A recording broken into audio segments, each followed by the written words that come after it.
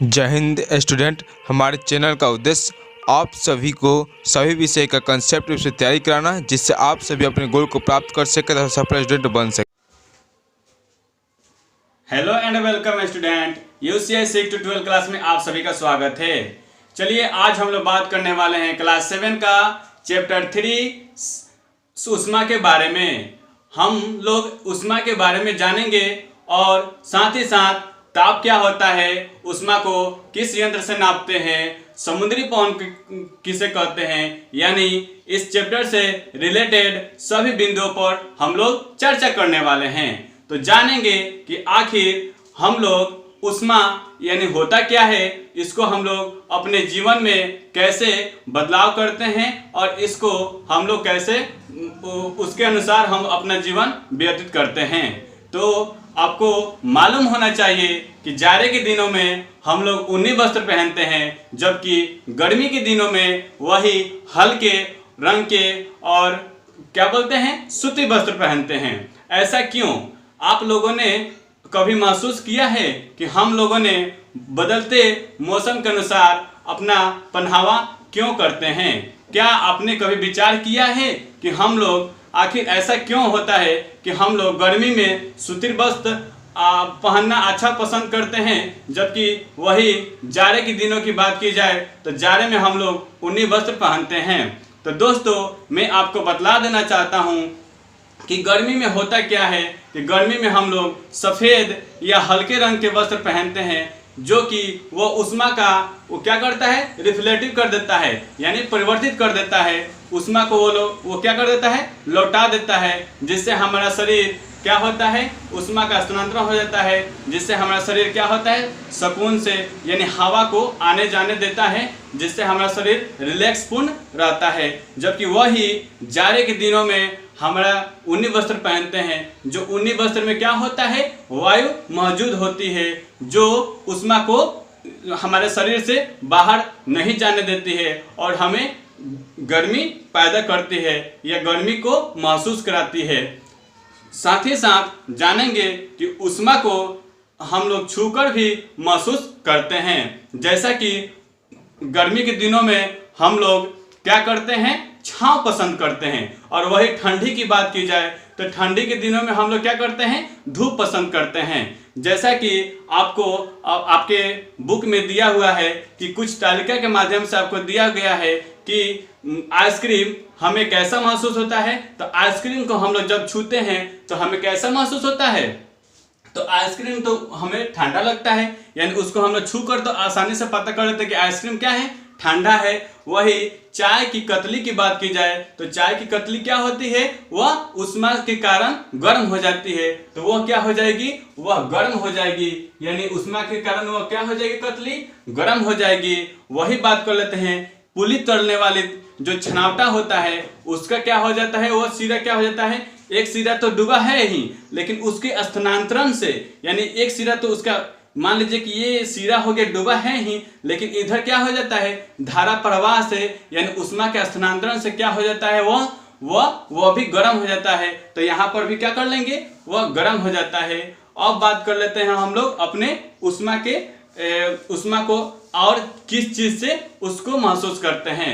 जैसा कि आपको फिगर में दिखाया गया है कि 3 कटोरी में क्या कर रही है एक लड़की, फिगर के माध्यम से समझेंगे कि 3 कटोरी, यानी ये कटोरी नंबर ए हो गया, ये कटोरी बी हो गया, ये कटोरी सी हो गया, यानी 3 प्रकार के हम लोग जल लेंगे। इसमें क्या होगा, इसमें क्या होगा कि इसमें गर्म जल होगा और इसमें क्या होगा, हल्का गुनगुना, इसमें क्या होगा, गुनगुना होगा, इसमें गुनगुना जल को लेंगे, इसमें गुनगुना जल को लेंगे, इसमें क्या लेंगे, सामान्य जल को लेंगे। यानी ए बी सी हमारा क्या हो गया, 3 ठो कटोरी हो गया। इसमें गर्म जल लेंगे और इसमें गुनगुना जल लेंगे और इसमें सामान्य जो हम लोग पीते हैं उसको जल लेंगे। उसके बाद से गर्म वाले कटोरी में हम लोग क्या करेंगे, अपना 1 अंगुली डालेंगे और गुनगुने वाले जल में 1 अंगुली डालेंगे, और जो समान होगा फिर उन दोनों अंगुलियों को क्या कर लाकर उसमें डालेंगे। तो ऐसा देखेंगे कि हमें उसमें क्या हो रहा है, हल्का गर्म और हल्का ठंडा महसूस होता है, लेकिन हम लोग एग्जैक्ट ताप का मापन नहीं करते हैं। तो इसके लिए हम लोग तापमापी स्केल का प्रयोग करते हैं। तो अब हम लोग जानेंगे ऊष्मा का डिफिनीशन। तो ऊष्मा का डिफिनीशन होता है, यानी यहाँ अपने पुनः एक थ्योरम पर बात करेंगे तो देखेंगे कि ऊष्मा का डिफिनीशन होता है कि दो वस्तुओं के बीच तापांतरण के कारण उनके बीच स्थानांतरण ऊर्जा को हम लोग ऊष्मा कहते हैं। यानी क्या कहते हैं, जब दो वस्तुओं के बीच तापांतरण, यानी हम लोग क्या करते हैं, जब दो वस्तुओं को गर्म करते हैं तो उससे जो भाप निकलता है, जो ऊष्मा निकलता है, उसके स्थानांतरण ऊर्जा को हम लोग क्या कहते हैं, ऊष्मा कहते हैं। याद रखिएगा बाबू, यानी क्या कहते हैं, ऊष्मा कहते हैं। ऊष्मा यह एक प्रकार के आंतरिक ऊर्जा है। ऊष्मा कौन सी ऊर्जा है, पूछा जाए कि ऊष्मा कौन सी ऊर्जा है, तो यह एक प्रकार का आंतरिक ऊर्जा है। ऊष्मा का ऐसा ही मात्रक अगर पूछा जाए कि ऊष्मा का बतलाइए, ऐसा ही मात्रक क्या होता है, तो ऊष्मा का ऐसा ही मात्रक जूल होता है, जिसे हम जे से डिनोट करते हैं। ठीक है, इसको भी हम लोग साथ ही साथ याद रखेंगे कि ऊष्मा का ऐसा ही मात्रक जूल होता है, जिसे हम लोग जे से डिनोट करते हैं। अब बात कर लेते हैं ताप।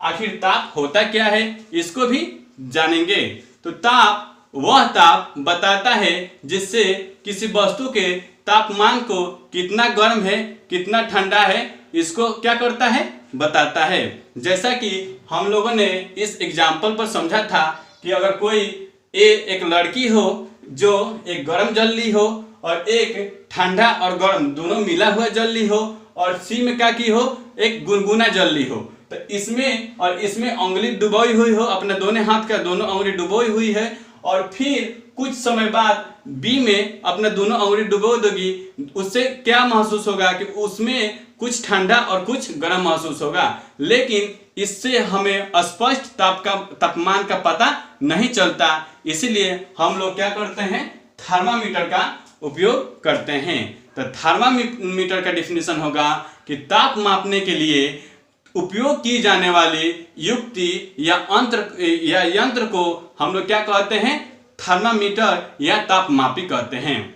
ठीक है, इसका डिफिनीशन क्या हो जाएगा बाबू, थर्मामीटर का डिफिनीशन क्या हो जाएगा कि ताप मापने के लिए उपयोग की जाने वाली युक्ति या यंत्र को थर्मामीटर या तापमापी कहते हैं। ठीक है, अब हम लोग जानेंगे थर्मामीटर के प्रकार। अब हम लोग क्या जानेंगे, थर्मामीटर के प्रकार, यानी थर्मामीटर होता क्या है और इसको हम लोग ये कितने प्रकार का होता है। तो थर्मामीटर का तो डिफिनीशन जाने ही थे कि थर्मामीटर का उपयोग क्या किया जाता है, ताप को मापने के लिए किया जाता है। अब बात कर लेते हैं कि थर्मामीटर के प्रकार। थर्मामीटर के कितने प्रकार हैं, तो 3 प्रकार हैं। कौन कौन है, तो देखेंगे कि डॉक्टरी थर्मामीटर, प्रयोगशाला थर्मामीटर और डिजिटल थर्मामीटर, यानी 3 प्रकार का थर्मामीटर होता है। जो हमारा फर्स्ट है डॉक्टरी थर्मामीटर।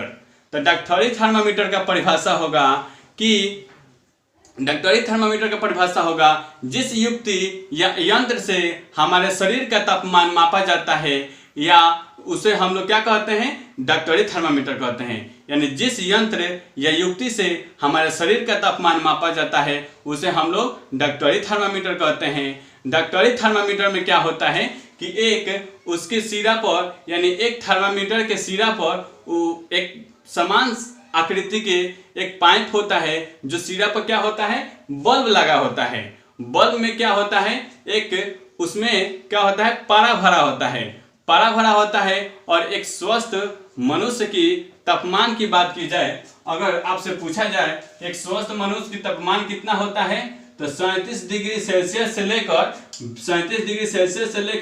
42 डिग्री सेल्सियस होता है। यानी अगर सेल्सियस में बात पूछी जाए आपसे कि एक स्वस्थ व्यक्ति के थर्मामीटर में उसका तापमान नापने पर कितना दिखाता है, तो यानी 37 डिग्री से लेकर 42 डिग्री सेल्सियस तक उसका क्या हो जाता है, ताप मापा जाता है।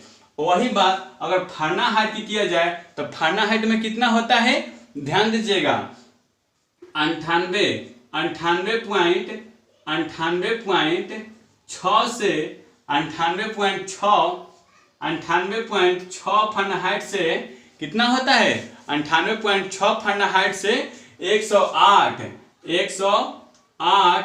फ़ारेनहाइट 108 फ़ारेनहाइट क्या होता है, ये हमारे शरीर का तापमान होता है। जो हम लोग तापमापी का यूज करते हैं उसमें दो तरह का, यानी उस पर दो तरह का सूचक किया रहता है, एक सेल्सियस में और एक फ़ारेनहाइट में। थर्मामीटर में क्या होता है, एक सिरा पर बल्ब होता है जो उसमें पारा भरा रहता है, और पारा क्या होता है हमारे शरीर की तापमान के अनुसार वो क्या होता है गर्म होकर ऊपर की ओर चढ़ता है।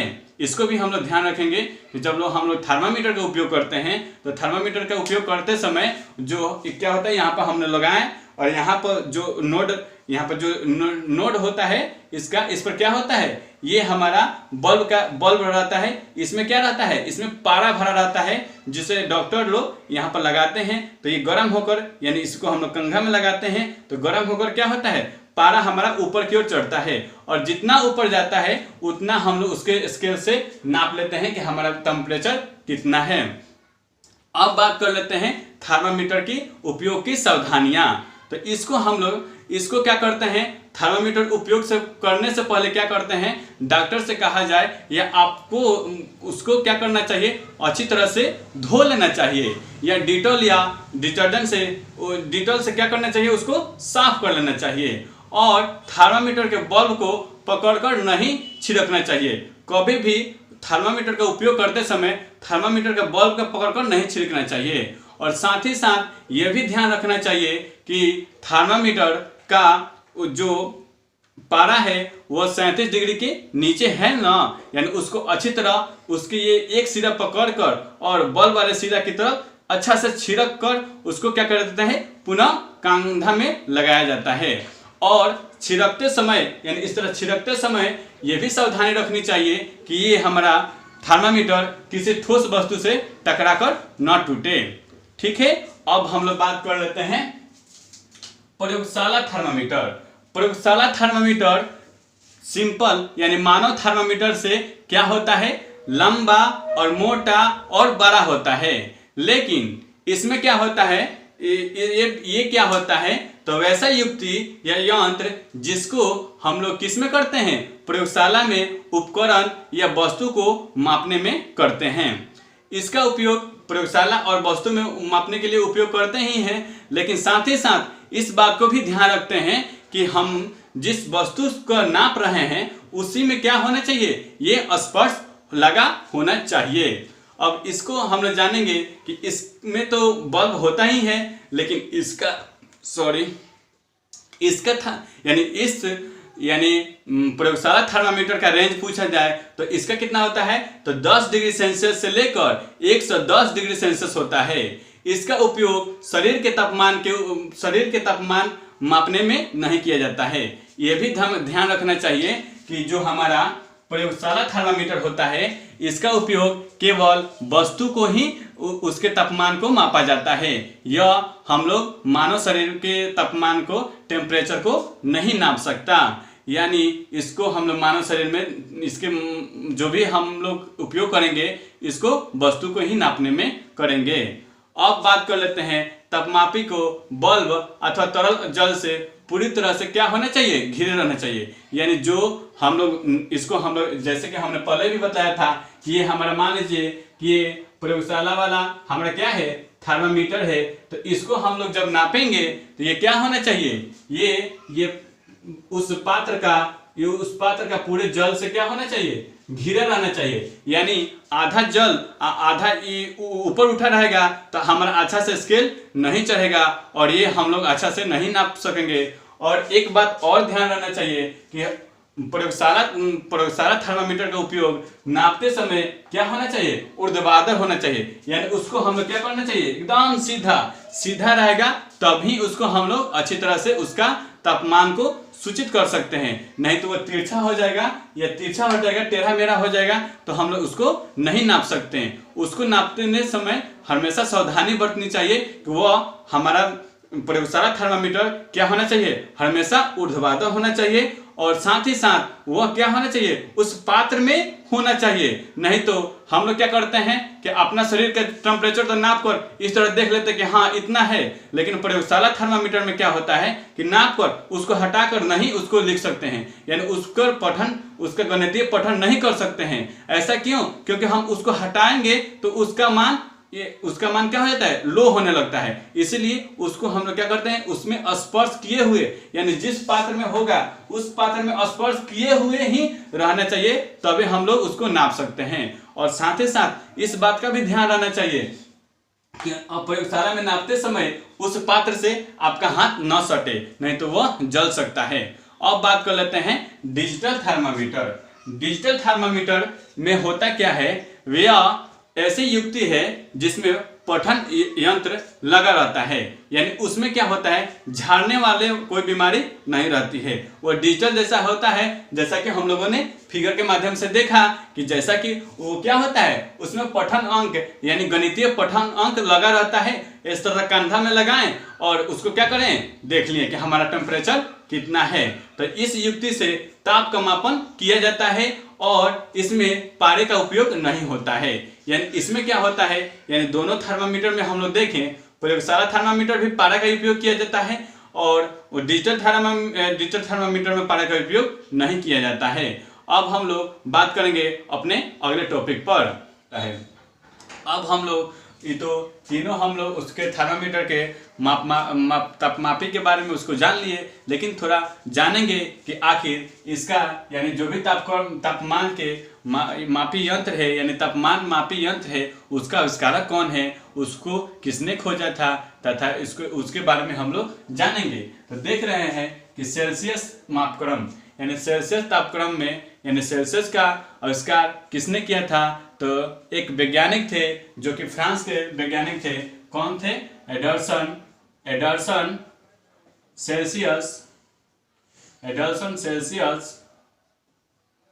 सेल्सियस नामक वैज्ञानिक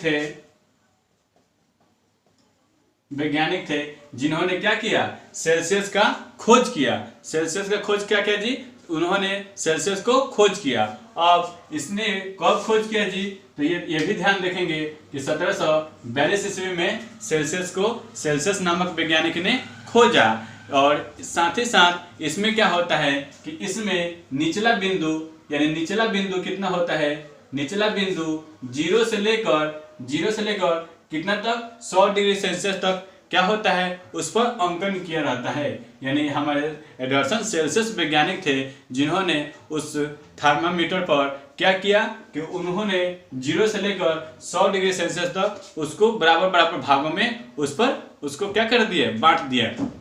और साथ ही साथ इसके प्रत्येक भाग का मान यानी साथ ही साथ इसमें क्या किया जी, तो प्रत्येक भाग का मान 1 डिग्री सेल्सियस बताया। ठीक है, तो हम लोग यहाँ पर देख लिए कि सेल्सियस का आविष्कारक किसने किया था, तो एडर्सन सेल्सियस ने किया था। कब किया था, तो 1782 ईस्वी में किया था। कहाँ के थे, तो ये फ्रांस के थे। ये कहाँ के थे, तो फ्रांस के थे। ठीक है, अब बात कर लेते हैं फारेनहाइट का। तो फारेनहाइट मापक्रम का आविष्कार फारेनहाइट नामक वैज्ञानिक ने किया था। ये कहाँ के थे, तो ये इनको हम लोग याद रखेंगे कि ये कहाँ के थे, तो ये इंग्लैंड के थे जिन्होंने फारेनहाइट नामक तापमापी का आविष्कार किया। इसमें निचला बिंदु कितना होता है, तो 32 डिग्री फारेनहाइट से लेकर कितना होता है, 212 डिग्री फारेनहाइट तक। यानी इसमें निचला बिंदु कितना होता है, 32 डिग्री फारेनहाइट से लेकर 212 डिग्री फारेनहाइट तक। और इसको हम लोग जब घटा लेंगे यानी 212 में 32 घटा लेते हैं तो हमारा कितना आ जाता है, 180। तो फारेनहाइट नामक वैज्ञानिक ने उस तापमापी को यानी फारेनहाइट तापमापी को 180 भागों में क्या किया, बांटा। अब हम लोग बात कर लेते हैं, अब बात करेंगे ऊष्मा का स्थानांतरण। तो यहाँ पर हम लोग देख रहे हैं कि ऊष्मा का स्थानांतरण 3 विधि से होता है। यानी ऊष्मा का स्थानांतरण किसमें कितने विधि से होता है? 3 विधि से होता है। पहले का है चालन, दूसरा का है संवहन, तीसरा का है विकिरण। तो अब सबसे पहले जान लेंगे कि आखिर ऊष्मा का स्थानांतरण होता कैसा है। तो जानेंगे कि ऊष्मा का स्थानांतरण जब गर्म वस्तु से ठंडी वस्तु की ओर ऊष्मा का क्या होता है, एक से दूसरे वस्तु की ओर स्थानांतरण होता है, उस क्रिया को हम लोग ऊष्मा का स्थानांतरण कहते हैं। जैसे कि मान लेते हैं कि आपने 1 गिलास गर्म दूध लिया। 1 गिलास क्या किया जी, आपने 1 गिलास गर्म दूध को ले आए और उसको एक ठंडे पानी के पात्र में रख दिए। ठंडे पानी के पात्र में रख दिए क्या करने के लिए? आप अपने दूध को ठंडा करने के लिए। तो यहाँ पर गिलास में भरा दूध वो तो गर्म है, लेकिन आपका जो जल है वो पानी है जो वो क्या है, ठंडा है। तो हम लोग देखते हैं कि कुछ समय पश्चात हमारा दूध ठंडा हो जाता है और उसमें यानी उस पात्र में मौजूद पानी क्या होता है, गर्म हो जाता है। ऐसा क्यों, कभी महसूस की हैं? तो यहाँ पर देखने को मिलता है कि हम लोग जो हमारा गर्म दूध था वो क्या कर दिया, अपना ऊष्मा क्या कर दिया, स्थानांतरण कर दिया। यानी जो उसके पास ऊष्मा था वो क्या कर दिया, ठंडा की ओर भेज दिया। जो जल उस ऊष्मा को पाकर पुनः गर्म हो गया। ठीक है, अब हम लोग बात करेंगे ऊष्मा में ही जैसे कि चालन। तो वहां पर देखेंगे कि आखिर चालन होता क्या है। तो देखेंगे यहाँ पर हमारा अगला पॉइंट है कि चालन।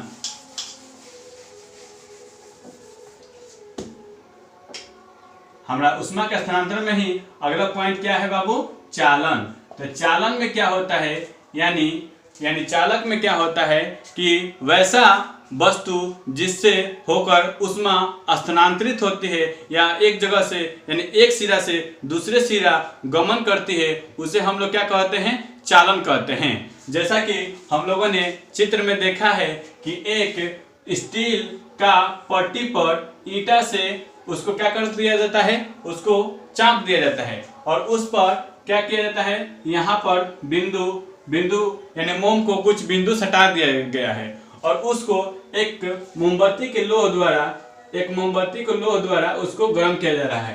तो देखा जा रहा है कि मोमबत्ती द्वारा एक लोह यहाँ पर इस सिरा पर तो गर्म हो रहा है, लेकिन यहाँ पर हमारा क्या हो रहा है, जो हमारा स्टील का पट्टी है वह इस सिरे से गर्म होते होते क्या होती है, यहाँ तक ले पहुंच जाती है। जो हमारा फर्स्ट में मोम का लगा हुआ है बिंदु वो क्या होता है, चू जाता है। फिर ये हमारा उसमें आगे बढ़ती है, फिर हमारा ये वाला मोम लगा हुआ है ये भी क्या होता है, चू जाता है। फिर हमारा ये वाला मोम लगा हुआ है ये भी चू जाता है। यानी हमारा तीनों मोम क्या होता है, बारी बारी से चू जाते हैं। इससे ज्ञात होता है कि ऊष्मा का क्या हो रहा है, चालन हो रहा है। यानी हम लोग एक नोड पर जो कि हम लोग ऊष्मा का वहां पर क्या करते हैं, प्रवाह करते हैं, तो वो उसमें कोई लोह का प्रवाह करते हैं तो वो क्या करती है, धारा प्रवाह करती है और ऊष्मा का स्थानांतरण होता है और एक ऊष्मा का क्या बोलते हैं, चालन होता है और वह गर्म हो जाती है। अब बात कर लेते हैं चालक की। तो चालक यानी चालक वह पदार्थ है, जो चालक वह वस्तु है जिससे क्या होता है, आसानी से ऊष्मा का प्रवाह होता है। वैसा युक्ति जिससे ऊष्मा का आसानी से प्रवाह होता है उसे हम लोग चालक कहते हैं। जैसे यहाँ पर देखेंगे कि तांबा, एल्युमिनियम,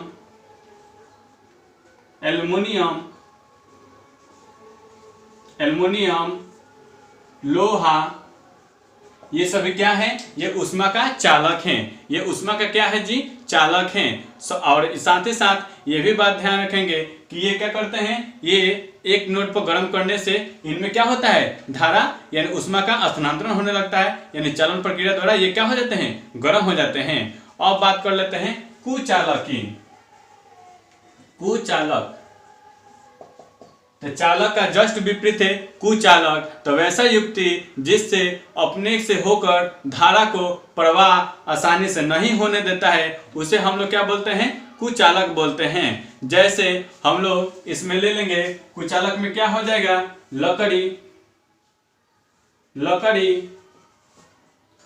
प्लास्टिक, प्लास्टिक, इसमें क्या हो रहा है कि ये पदार्थ अपने से होकर यानी अपने से होकर आसानी से धारा प्रवाह नहीं होने दे रही है, जो यानी इसके रास्ते में रुकावट हो रहा है। तो इसे हम लोग क्या बोलेंगे, कुचालक। जैसे कि मान लीजिए अगर लकड़ी है तो लकड़ी को हम लोग जलाते हैं तो उसका आसानी से एक सिरा पकड़कर एक सिरा को हम लोग क्या कर लेते हैं, जला लेते हैं। लेकिन वही अगर छड़ हो, लोहा का छड़ हो, तो उस तरह हम लोग कर सकते हैं, नहीं कर सकते हैं, क्योंकि यहाँ पर हम लोग गर्म करेंगे तो यहाँ पर हमारा क्या होने लगेगा, गर्मी महसूस होने लगेगी, और अधिक गर्म होने पर क्या होगा, हमारा हाथ भी जल सकता है।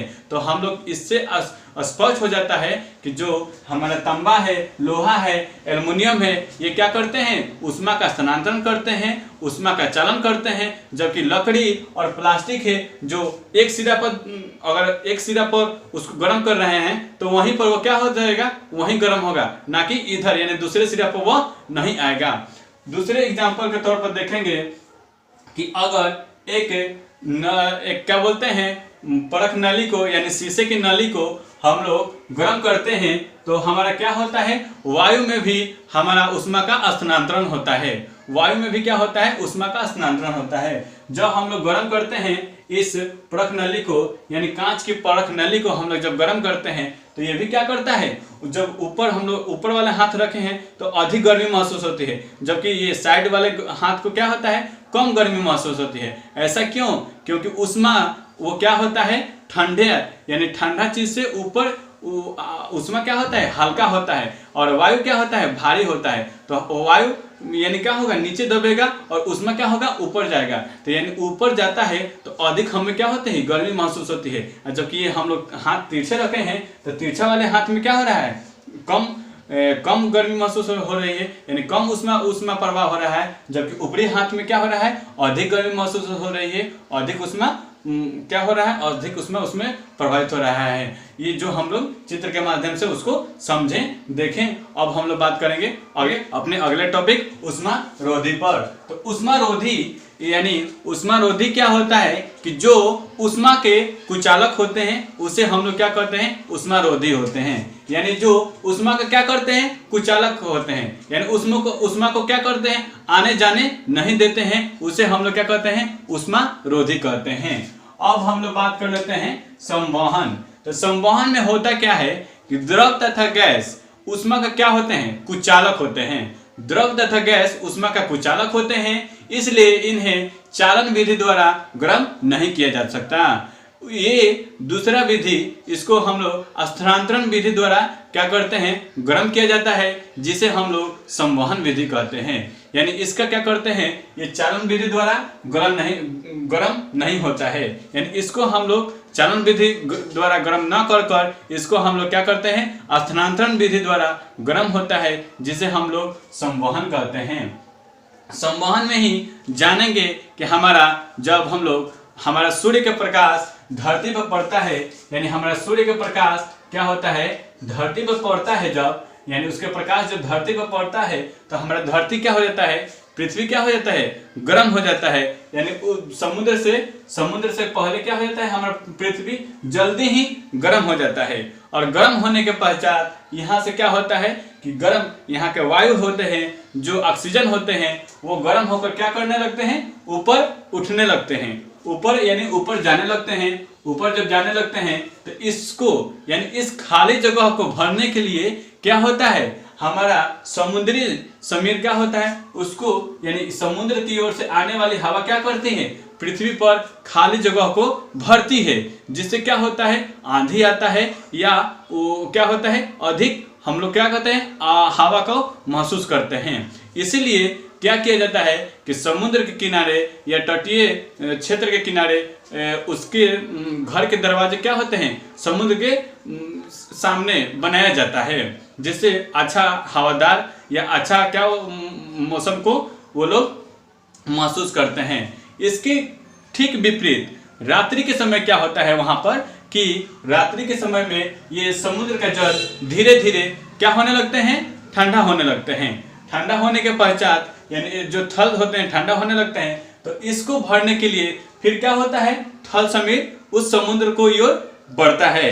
तो जब बढ़ता है तो रात्रि में क्या होगा, रात्रि में क्या होगा, समुद्री समीर, रात्रि में क्या होगा, थल समीर, यानी जब रात में बहेगा तो रात्रि में कौन सा समीर बहता है, तो इसको याद रखेंगे थल समीर, और दिन में कौन सा समीर बहता है, तो इसको हम लोग याद रखेंगे समुद्री समीर। ठीक है, तो ये क्या है, दोनों संवहन के ही उदाहरण हैं। अब बात कर लेते हैं विकिरण की। तो विकिरण की बात करेंगे कि यानी विकिरण होता क्या है, तो विकिरण किसी पदार्थ को उष्मा तरंगों के संचार द्वारा सीधे गर्म होता है। यानी जो भी हमारा होगा बात, यानी जो सूर्य से प्रकाश आती है वो भी क्या आती है, किसके माध्यम से आती है, विकिरण के ही माध्यम से आती है।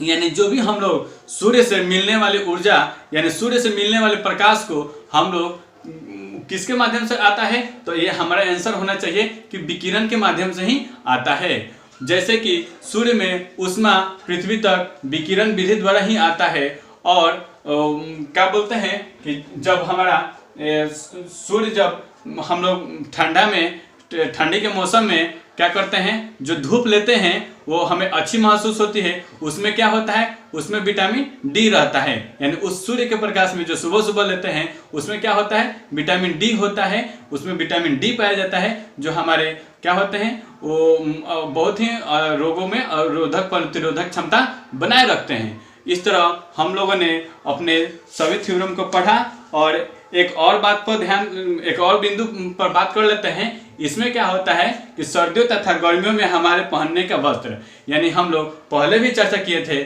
और अभी भी बता रहे हैं कि जब हम लोग सर्दियों में के और गर्मियों में पहनने वाले वस्त्र है वो क्या है, मौसम के अनुकूल है। जैसा कि गर्मी में हम लोग सूती वस्त्र या हल्के रंगीन के वस्त्र पहनते हैं, जबकि वही जाड़े के दिन की बात की जाए तो जाड़े में हम लोग क्या करते हैं, गर्मी के यानी गर्म वस्त्र जैसे ऊनी हो गया, जैकेट हो गया, यानी उस सब हम लोग क्या पहनते हैं और गहरे रंग के कपड़े पहनते हैं। ऐसा क्यों होता है कि मोटे कपड़े क्या होते हैं, ऊनी वस्त्र क्या होते हैं, जो ऊष्मा का कुचालक होते हैं, यानी उसमें जो वायु होती है, ऊन की मात्रा होती है, उसमें क्या होते हैं, वायु मौजूद होते हैं, जो ऊष्मा का कुचालक होते हैं, जो हमारे शरीर से गर्मी को बाहर नहीं जाने देते हैं और वो हमें गर्मी को महसूस कराते हैं, या उससे हमें क्या होता है, गर्मी महसूस होता है, जाड़ा नहीं लगता है। और वही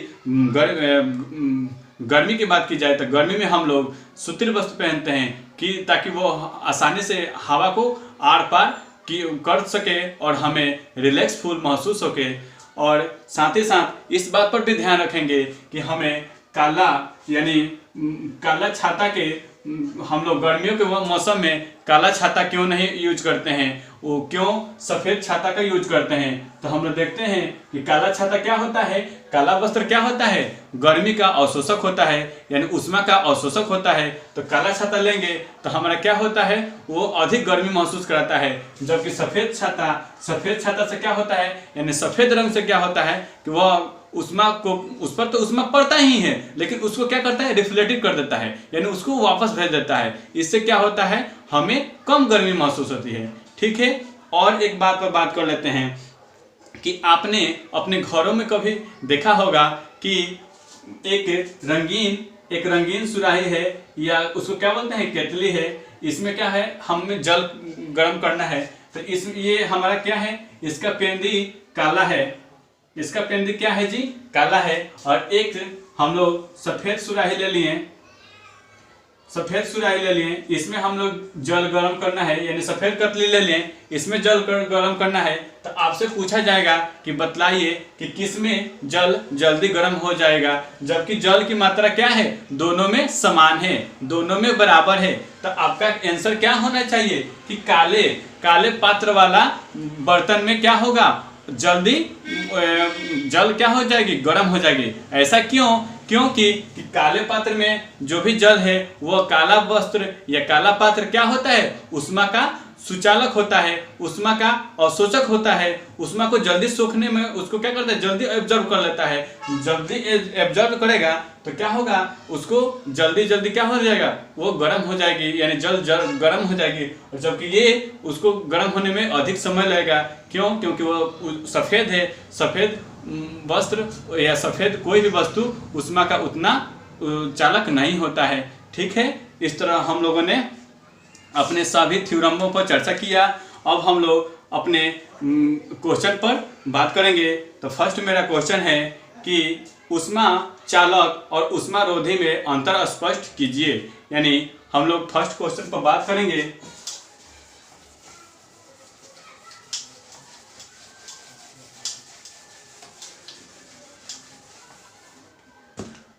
क्वेश्चन नंबर फर्स्ट का आंसर पर बात करेंगे तो बोल रहा है कि ऊष्मा चालक और ऊष्मा रोधी में अंतर स्पष्ट कीजिए।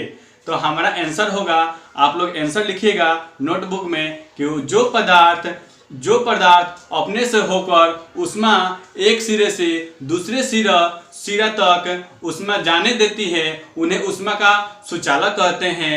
जैसे लोहा, तांबा, स्टील, एल्युमिनियम, पीतल, यानी जो भी वस्तु हो जो एक सिरा से दूसरे सिरा तक ऊष्मा का स्थानांतरण करती है या जाने देती है उसे ऊष्मा का क्या कहते हैं, सुचालक कहते हैं। और वही बात कर लिया जाए कि जो पदार्थ ऊष्मा को आसानी से एक सिरा से दूसरे सिरा नहीं जाने देती है उसे ऊष्मा का कुचालक कहते हैं, जैसे लोहा, प्लास्टिक। ठीक है, तो ये हमारा फर्स्ट का आंसर हो गया। अब बात कर लेते हैं क्वेश्चन नंबर 2 पर। डॉक्टरी थर्मामीटर एवं प्रयोगशाला थर्मामीटर के कार्य एवं बनावट को बताएं। यानी डॉक्टरी थर्मामीटर और प्रयोगशाला थर्मामीटर के कार्य एवं बनावट को बतलाना है। तो जैसा कि हम लोग देखते हैं कि डॉक्टरी थर्मामीटर और प्रयोगशाला थर्मामीटर का कार्य एवं बनावट निम्नलिखित है। तो ए नंबर डॉक्टरी थर्मामीटर की बात की जाए, डॉक्टरी थर्मामीटर तो आपका आंसर होना चाहिए कि मानव शरीर का तापमान डॉक्टरी थर्मामीटर द्वारा मापा जाता है। यानी आपसे बात की जाए कि मानव शरीर का तापमान किससे मापा जाता है, तो डॉक्टरी थर्मामीटर से मापा जाता है। तो आपका आंसर क्या होगा कि मानव शरीर का तापमान डॉक्टरी थर्मामीटर से मापा जाता है। डॉक्टरी थर्मामीटर का परिसर 35 डिग्री सेल्सियस से लेकर 42 डिग्री सेल्सियस तक होता है। और फ़ारेनहाइट की बात कर लिया जाए तो फ़ारेनहाइट में 94.6 फ़ारेनहाइट से लेकर 108 फ़ारेनहाइट तक होता है। थर्मामीटर पर ताप मापने के मापक्रम को कांच की एक पतली होती है, जो कि हम लोग फिगर में देख रहे हैं कि एक मानव थर्मामीटर कैसा होता है, कांच की एक पतली होती है।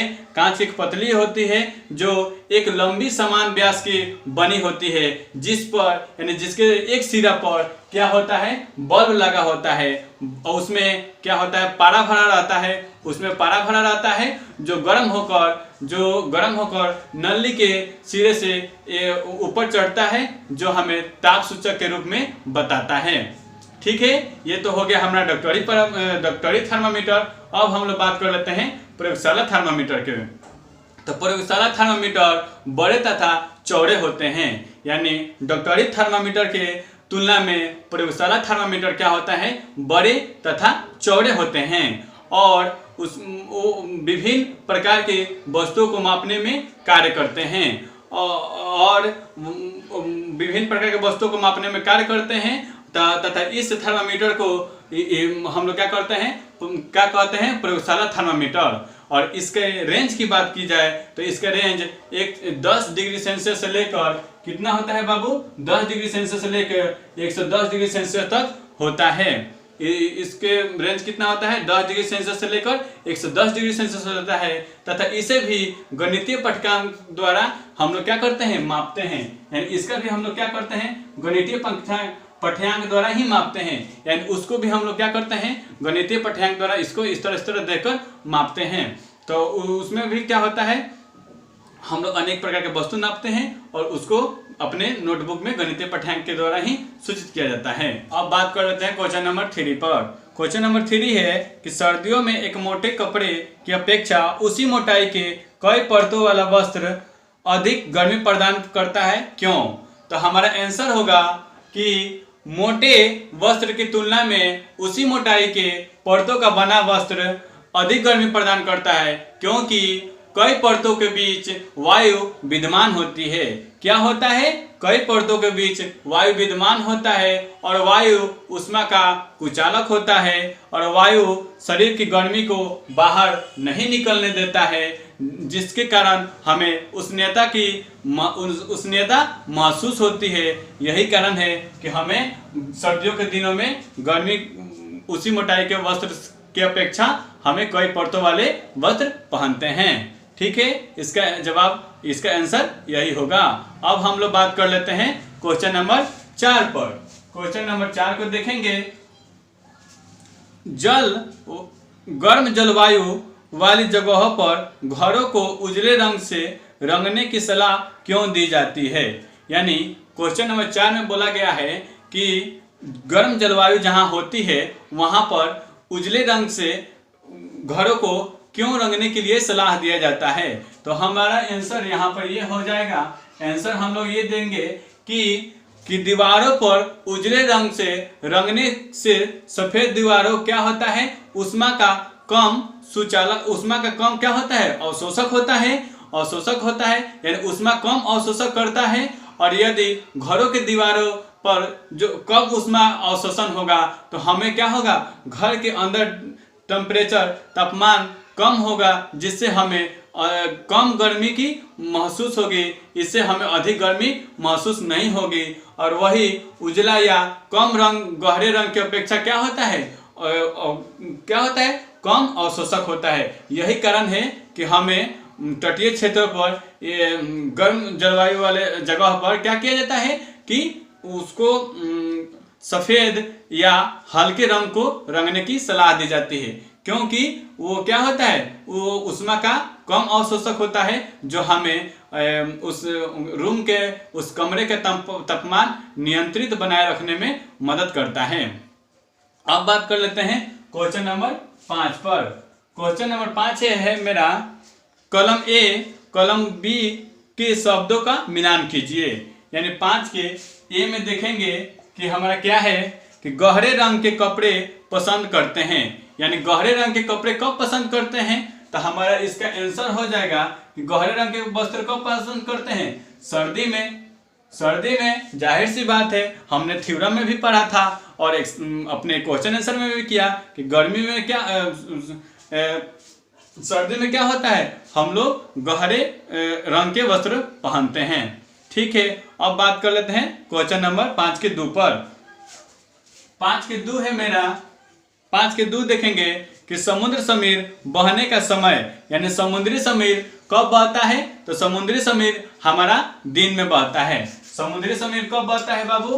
तो दिन में बहता है। दिन में, यहाँ पर हमारा हो जाएगा आंसर दिन में। यानी समुद्री समीर, अगर बात की जाए कि समुद्री समीर कब बहता है, तो दिन में। यानी दिन में क्या होता है? जब हमारा सूर्य के प्रकाश धरती पर पड़ता है तो धरती यानी पृथ्वी का टेम्परेचर क्या हो जाता है? हाई हो जाता है। पृथ्वी का टेम्परेचर क्या हो जाता है? हाई हो जाता है। और यहाँ पर मौजूद क्या होते हैं? वायु, वो गर्म होकर क्या करने लगते हैं? उड़ने लगते हैं, उड़कर वायुमंडल में जाने लगते हैं। इसको भरने के लिए हमारा समुद्र का वायु क्या होता है? ऑक्सीजन क्या होता है? इसको आता है और यहाँ पर भरता है। तो यानी समुद्र से हमारे पृथ्वी पर आ रहा है, तो इसका मतलब क्या हो रहा है? यानी दिन के समय समुद्री समीर चलता है। ठीक है, अब बात करेंगे क्वेश्चन नंबर 3 पर। क्वेश्चन नंबर 3 है, हल्के रंग के कपड़े पहनने का समय है। यानी हल्के रंग का कपड़ा कब पहनते हैं? तो हमारा आंसर क्या होगा? गर्मी, क्योंकि गर्मी में हम लोग क्या करते हैं? हल्के रंग और सफेद वस्त्र अच्छा लाभदायक महसूस करते हैं और उसको पहनने में अच्छा महसूस होता है। तो हमारा यहाँ पर क्या हो जाएगा? गर्मी। ठीक है, अब हम बात कर लेते हैं क्वेश्चन नंबर 4 पर। थल समीर चलने का समय है। यानी थल समीर कब चलता है? तो थल समीर कब चलता है? रात्रि के समय में। थल समीर कब चलता है? 4 नंबर में हमारा आंसर क्या हो जाएगा? रात्रि के समय में, यानी रात में। ठीक है, इस तरह हम लोगों ने क्वेश्चन नंबर 5 को अच्छी तरह से किया। अब बात कर लेते हैं क्वेश्चन नंबर 6 पर। तो क्वेश्चन नंबर 6 है मेरा कि सही उत्तर पर चिन्ह लगाएं। यानी जो हमारा सही है उस पर चिन्हित करना है। तो देखेंगे 6 का 1 नंबर क्वेश्चन है मेरा कि 1 लीटर जल जिसका तापमान 0 डिग्री सेल्सियस हो तथा 1 लीटर जल जिसका तापमान 40 डिग्री सेल्सियस हो, को आपस में मिला दें तो पूरे जल का तापमान होगा। यानी अगर एक जल है मेरा, 1 लीटर ये मेरा जल है, ये 1 लीटर जल है मेरा, 1 लीटर जल है बाबू, इसका तापमान क्या है 0 डिग्री सेल्सियस। ये 1 डिग्री तापमान, 1 डिग्री मेरा जल है 1 लीटर, इसका तापमान कितना है 0 डिग्री सेल्सियस। और ये भी मेरा 1 ही लीटर जल है, ये भी मेरा क्या है जी 1 ही लीटर जल है, लेकिन इसका तापमान क्या है 40 डिग्री सेल्सियस। और बोल रहा है कि इन दोनों को जब आपस में मिला दिया जाए तो इनका टेम्परेचर कितना हो जाना चाहिए। तो हम यहाँ पर देखेंगे ऑप्शन में मेरा फर्स्ट है कि 10 डिग्री सेल्सियस, 10 डिग्री सेल्सियस कम हो जाएगा। ए नंबर में देख रहे हैं कि 10 डिग्री सेल्सियस कम हो जाएगा। बी नंबर में है 40 डिग्री सेल्सियस अधिक हो जाएगा, 40 डिग्री सेल्सियस अधिक हो जाएगा। और सी नंबर में देख रहे हैं कि 10 डिग्री सेल्सियस और 40 डिग्री सेल्सियस के बीच होगा। सी नंबर में देख रहे हैं कि 10 डिग्री सेल्सियस और 40 डिग्री सेल्सियस के बीच होगा। और डी नंबर में देख रहे हैं इनमें से कोई नहीं, इनमें से कोई नहीं। अब आपको भी इसमें चूज करना है कि हमारा होगा क्या। कि यहाँ पर तो बोला गया है कि 1 लीटर, यानी 1 लीटर ये भी जल है और 1 लीटर ये भी जल है, और पूछ रहा है कि इसका टेम्परेचर कितना डिग्री है 0 डिग्री सेल्सियस, और इसका टेम्परेचर कितना डिग्री है 40 डिग्री सेल्सियस। जब इन दोनों को पात्र में मिलाएंगे तो हमारा कितना हो जाएगा, कितना हो जाएगा। तो हम लोग यहाँ पर देख रहे हैं कि 0 डिग्री से और 40 डिग्री के बीच, यानी 0 डिग्री से और 40 डिग्री के बीच रहेगा तो तब ना तापमान उतना होगा, यानी उतना ही ना तापमान होगा जब उसको मिलाएंगे। तो इतना हमारा ऑप्शन में नहीं है। हमारा ये ऑप्शन कौन सा है डी नंबर, यानी इनमें से कोई नहीं।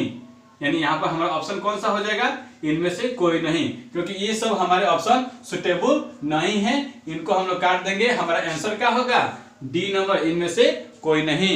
ठीक है, अब बात कर लेते हैं क्वेश्चन नंबर 6 के 2 पर।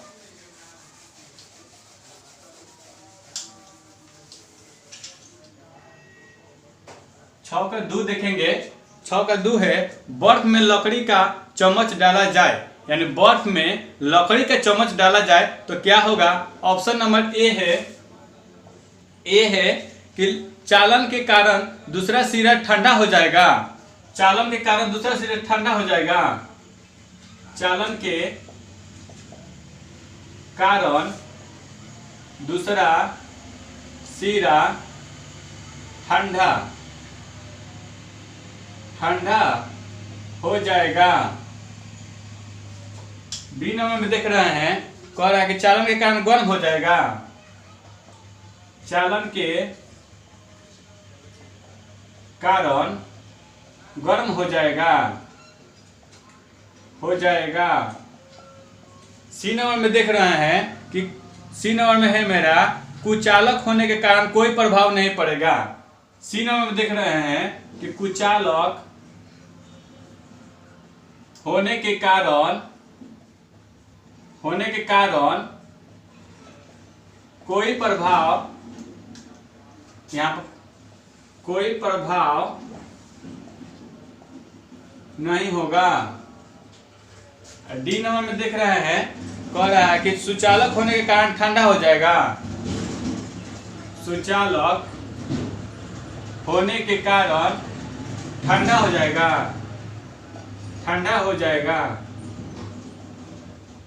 तो यहाँ पर बहुत ध्यान दीजिएगा। कह रहा था हमारा 6 का 2 कि बर्फ में लकड़ी का चम्मच डाला जाए तो क्या होगा। तो देख रहे हैं कि बर्फ क्या है जी, बर्फ तो ठंडा है, लेकिन डाल क्या रहा है लकड़ी के चम्मच। तो लकड़ी क्या है जी कुचालक है ना है, यानी उष्मा का कुचालक ना है। तो उष्मा का कुचालक होने के कारण कोई प्रभाव नहीं होगा, क्योंकि उसको महसूस नहीं होगा कि ठंडा के गर्म है। ठीक है, तो हमारा आंसर क्या हो जाएगा, कुचालक होने के कारण कोई प्रभाव नहीं होगा। अब बात कर लेते हैं 6 के 3 पर। अब बात कर लेते हैं 6 के 3 पर। तो देखेंगे कि 20 डिग्री सेल्सियस ताप पर गर्म जल में 20 डिग्री सेल्सियस ताप पर गर्म लोहे की छड़ को डालने से क्या होगा। तो ए नंबर में ऑप्शन है छड़ का तापमान बढ़ जाएगा। ए नंबर में ऑप्शन है कि छड़ का तापमान बढ़ जाएगा। बढ़ जाएगा। बी नंबर में है पानी का ताप बढ़ जाएगा, पानी का ताप बढ़ जाएगा। और सी नंबर में है दोनों का ताप बढ़ जाएगा, दोनों का ताप बढ़ जाएगा, बढ़ जाएगा। और डी नंबर में है कोई प्रभाव नहीं होगा। तो यहाँ पर हम लोग देख कर रहे थे क्वेश्चन नंबर क्या था कि 20 डिग्री सेल्सियस ताप पर गर्म जल में 20 डिग्री ताप पर गर्म लोहे को छड़ को डाला जाता है तो क्या होगा। यानी हमारा यहाँ पर जल है जिसका टेम्परेचर कितना है, यानी जिसका टेम्परेचर क्या है 20 डिग्री सेल्सियस है, 20 डिग्री सेल्सियस है, 20 डिग्री सेल्सियस है। और इसमें क्या करा जा रहा है, एक लोहा का छड़ डाला जा रहा है, इसका टेम्परेचर क्या है, इसका भी टेम्परेचर 20 डिग्री सेल्सियस है। तो जब 20 डिग्री सेल्सियस में 20 डिग्री के टेम्परेचर डालेंगे तो क्या होगा, कोई प्रभाव नहीं पड़ेगा। क्या होगा जी, कोई प्रभाव नहीं होगा। क्यों? क्योंकि हम जानते हैं कि ऊष्मा का स्थानांतरण होता है, यानी बेसी से कम में होता है, कम से बेसी में होता है। लेकिन जब दोनों चीज समान हो तो क्या होगा, कोई प्रभाव नहीं पड़ेगा, दोनों गर्मे गर्मे हो गया। तो यहाँ पर हम लोग देख रहे हैं कि कोई प्रभाव नहीं होगा।